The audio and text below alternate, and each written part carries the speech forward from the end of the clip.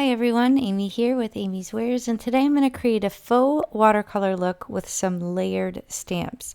Now this new to me set, I will link it below if it's still available with all the other products that I used, but I'm going to combine it with these Tim Holtz Distress watercolor pencils and this Arteza watercolor paper.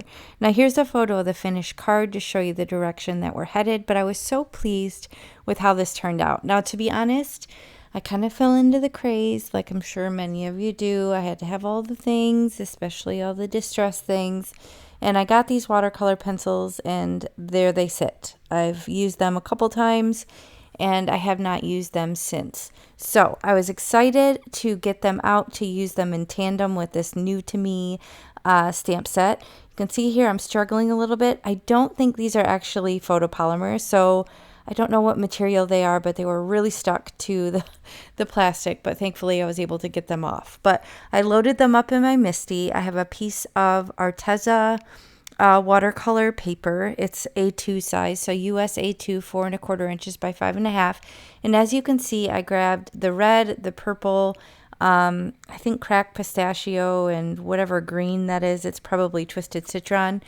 And I do end up bringing in a blue color as well. But as you can see, I do start just kind of scribbling down on these, right on the stamp basically. But then once I added a little spritz of water, obviously it made it a lot easier to transfer that pigment down.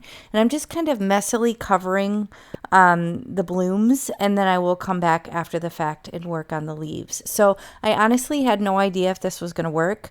I was hopeful because I've done something like this before with the watercolor pencils and some stamps, but I was really pleased with how this turned out. So I'm just going to kind of wipe it off and then come back in with that purple color just to kind of add a little variation on the blooms, kind of add some shadowing. It did really seem to stain the stamp, but again, it didn't affect it at all. It didn't transfer over. It just kind of stained the material. So I'm just kind of scribbling in a little bit of this purple and again wetting it with the spritzer, and I'm using my press tool just to kind of really put that down onto the watercolor paper. And it's definitely giving that faux watercolor vibe, which is exactly what I wanted. So now I'm coming in with the cracked pistachio. You can barely see it. I'm just kind of going over the stems and the leaves, and then again with the green, and I'll just kind of combine water as I go just to loosen it up and allow me to be able to move the pigment around a little bit better on the design. So I stamp that down, and then I decide I want to make it a little bit darker. So I think it's at this point that I bring in the dark blue. I wasn't sure if it was going to look right, if it was going to make it too teal. Actually, I brought in more of the green first and then a little bit of the blue, and it did really end up working well together. So if you don't have the right sort of green, feel free to kind of throw in other colors to deepen it or to kind of tone it down a little bit. I just have the one set. I did have some restraint. I didn't get all the entire collection like I normally would, so I did show some restraint, but it did leave me in a situation where I didn't have a great green. But between the two greens that it did have and the blue, it ended up looking beautiful, and I'm really pleased with how that turned out.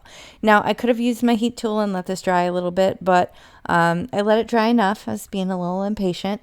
I did have to scoot the panel over because the outline stamp overhangs a little bit, which I actually like. It kind of hangs over the edge of the panel, so that actually was a preferred look in the long run. But I'm just going to stamp this outline with some waterproof ink. So this is VersaFine Clair Nocturne. This is a pigment, which means it's waterproof. And I do stamp it, I think, 3 or 4 different times just to really make it nice and rich and dark and even stamping. But it is a little bit of a graphic, kind of whimsy sort of outline. It doesn't fully cover everything, and it would even look good if you didn't line it up well. But I'm so pleased with how this is looking with the messy watercolor look. I did decide to use 2 more of the sentiment stamps from the stamp set. I really loved the sentiments, and that was part of the reason I got the set. It says, "Hope your day is flipping awesome." And then on the inside of the card, I do end up using one of the other sentiments that I thought was just really kind of heartfelt and sweet. So I'm opening up a card base. Now I'm working on a 120-pound accent opaque, again, US A2 size, so 4¼ by 5½.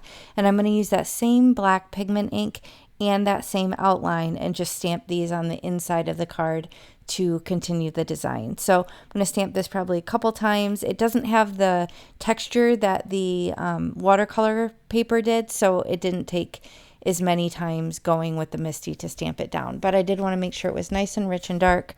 And then I do have that nice kind of scripty sentiment on the inside. And I will show you that in a minute to let you know what it says.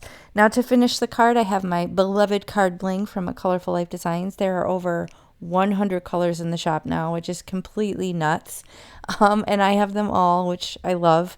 So I'm just flipping through. There's so many different pink ones that I could have used. I kind of narrowed it down to 2 and then ended up ultimately picking one kind of a cool metallic that kind of gives off different colors. So I'll let you know in a moment what that color is that I chose, but it's always fun to flip through all my options in these little bags of joy. I have metallic regal rose. That's what I ended up using. And then on the inside of the card, you can see the stamping. It says, "You deserve everything happy, wishing you that all year long." And I thought that was kind of unique and sweet. And that finishes my card. So I hope you enjoyed this. If you did, please hit the thumbs up and consider subscribing. Like I said, I'll link everything that's available in the video description box below. If you do follow my links, that's no additional cost to you. I appreciate it, and I'll catch you next time. Bye.